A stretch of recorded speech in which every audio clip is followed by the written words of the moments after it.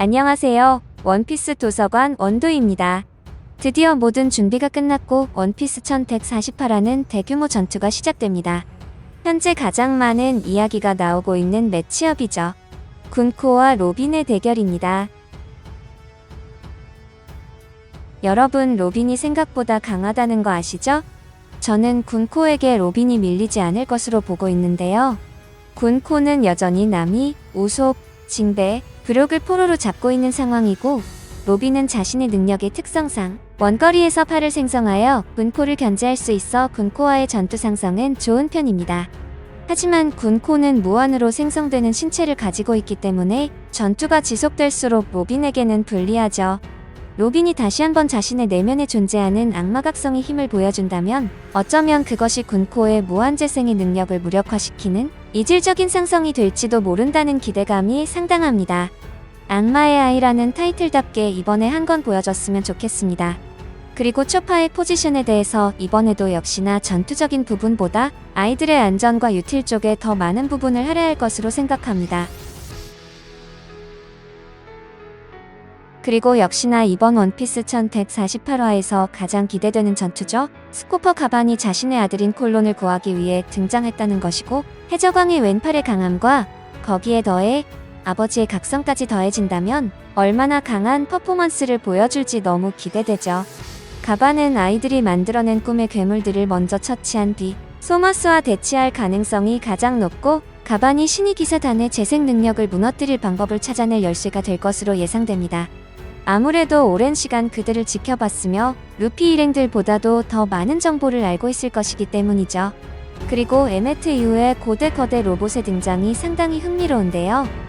현재 해외 커뮤니티의 반응은 오가가 프랑키를 염두에 둔 것으로 반응하고 있고, 프랑키가 엘바프에서 발견한 3000년 이상 된 거대 로봇을 재가동시키기 위해 자신이 가진 모든 기술을 동원할 것으로 보고 있으며, 만약 이 로봇 역시 조이보이의 패기가 담겨 있거나 조이보이와 연관이 돼 있다면 에그헤드처럼 공백의 100년의 역사의 새로운 정보를 오다가 회상으로 풀어낼 것으로 보고 있습니다. 게다가 프랑키에게 고대 로봇의 정보가 큰 힘이 될 수도 있고, 자신이 보유한 기술과 결합하여 로봇을 재활성화하는 과정에서 프랑키의 능력이 어디까지 성장하고 부각될 것인지 상당히 기대됩니다. 그리고 고대 로봇은 엘바프를 위협하는 강력한 신의 기사단과 그들이 앞으로 만들어낼 적들과의 전투에서 중요한 전력으로 활용될 수 있습니다. 그리고 거대 로봇이 다시 깨어났다는 소식은 세계 정부와 이무에게 상당히 까다로운 부분이 될 것입니다. 이미 에그헤드에서 에메트에게 상당히 기분 나쁜 퇴각을 당했던 기억이 있기 때문에 더욱 강한 압박이 들어올 것이고, 또다시 굴욕적인 퇴각은 이무의 입장에서 용납할 수 없다는 것이죠. 그 의지는 에그헤드 패배의 책임을 위해 세턴성을 죽이고 갈링성을 새로운 오로성을 임명하는 부분에서 읽을 수 있죠. 세계 정부는 과거의 기억 때문에 로봇이 재활성화되면 강력한 경계심을 드러낼 것입니다. 로봇이 조이보이와 관련된 고대의 힘을 발휘할 수 있다면 현재 세계 정부와 이무가 가장 두려워하는 시나리오입니다. 이무 역시 로봇의 재가동을 막기 위해 직접적인 개입을 하거나 CP0 또는 추가적으로 신의 기사단과 같은 강력한 전력을 동원할 가능성이 높습니다. 이번에 등장한 고대 로봇이 무려 3000년 전부터 존재했다는 사실은 정말 충격적이죠. 이것은 원피스의 세계관이 우리가 생각하는 것보다 더 깊고 방대할지도 모른다는 오다의 메시지일지도 모릅니다. 특히 이 로봇이 에메트나 조이보이보다 훨씬 이전 시대의 것이라면 태양신 니카의 전설을 포함하여 조이보이 이전이 숨겨진 역사가 드러날 가능성도 매우 높습니다. 원피스 세계에서 니카는 해방과 자유의 상징이며, 이런 존재가 여러 시대에 걸쳐 반복적으로 나타났다면 어쩌면 니카의 기원이나 정체가 3000년 전 고대 로봇을 통해서 밝혀질 가능성이 높다는 것입니다. 그리고 엘바프의 가장 중요한 곳 중 하나죠. 바로 도서관입니다.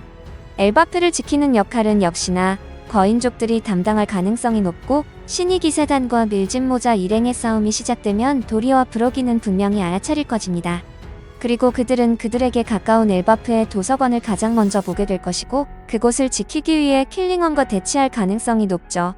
소머스는 엘바프의 어른인 야를에게 아이들을 살리기 위해 도서관과 학교를 불태우라고 최후 통첩을 했고, 게다가 야룰은 자신의 증손녀가 납치된 상황이라 상당한 내적 갈등을 겪을 것입니다.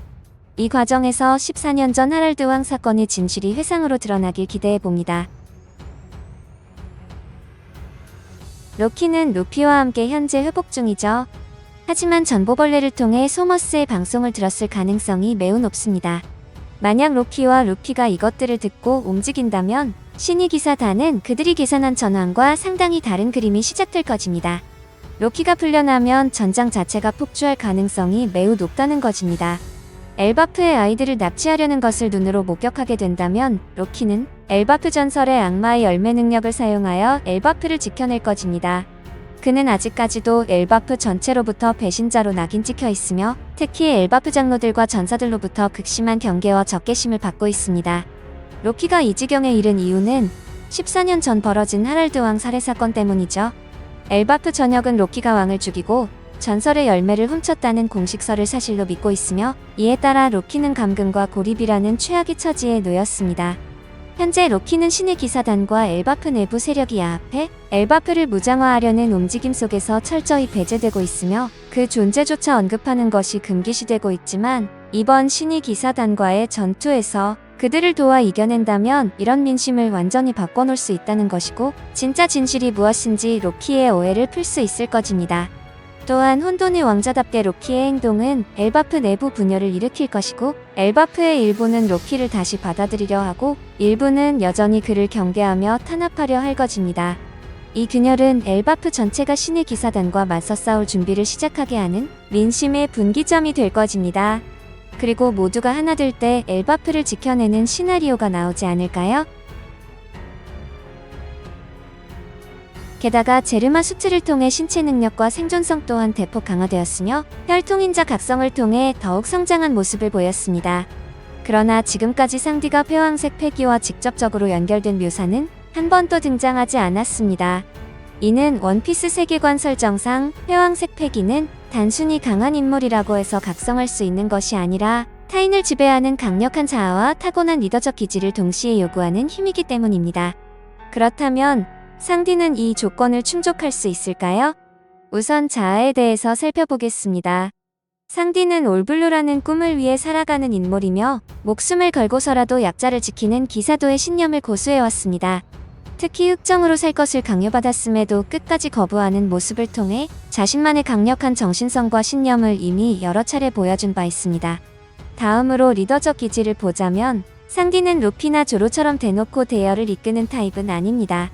그러나 위기 상황에서 누구보다도 민첩하게 움직이며 동료들의 생존을 최우선으로 생각하는 조력자적 리더십을 지니고 있습니다. 그리고 엘바프 편에서는 아이들의 납치라는 극한 상황이 예고되고 있습니다. 상디는 약자와 아이들을 지키는 데 있어서 누구보다도 감정적으로 극단적인 선택을 하는 인물입니다. 자신 역시 유년 시절 아픔이 많기 때문이죠. 이러한 심리적 극한 상황은 그동안 잠재되어 있던 상디의 폐왕색의 기질을 폭발시킬 수 있는 중요한 촉매가 될 수 있습니다. 또한 배경인 엘바프 자체도 상디의 폐왕색 각성 가능성을 높이는 요인입니다. 엘바프는 강한 자가 곧 자격을 가진다는 가치관을 중시하는 곳이며 거인족들의 사회 구조상 폐왕색 패기는 매우 중요한 힘으로 받아들여질 것입니다. 만약 상디가 폐왕색 패기를 발현한다면 거인족들로부터 진정한 인정을 받을 가능성도 함께 열리게 됩니다. 물론 상디는 여전히 루피나 조로처럼 뚜렷한 폐왕적 기질을 드러낸 적은 없습니다. 또한 오다 작가 역시 루피 폐왕색의 중심이라는 기본 밸런스를 크게 흔들고 싶어 하지 않을 가능성이 존재합니다. 따라서 상디가 폐왕색을 각성하더라도 루피나 조로처럼 자유자재로 사용할 수 있는 수준은 아닐 가능성도 충분히 고려해야 할 것입니다. 특히 아이들을 지키기 위한 극한의 감정 폭발과 엘바프 거인족들 앞에서의 강력한 신념 표현이라는 조건이 충족된다면 상디가 일시적이더라도 폐왕색을 각성할 가능성은 충분하다고 볼 수 있겠습니다. 만약 상디가 이번 엘바프 편에서 폐왕색을 각성하게 된다면 이는 엘바프 전투뿐만 아니라 앞으로 다가올 최종전에서도 상디의 역할을 한층 더 확장시키는 계기가 될 것입니다. 해적왕의 왼팔이 폐왕색을 사용한다면 차기 해적왕의 왼팔인 상디도 물러설 순 없습니다. 재미있게 보셨거나 재미없게 보셨다면 구독, 좋아요와 알림 설정까지 해주실 거죠? 항상 사랑한다고요.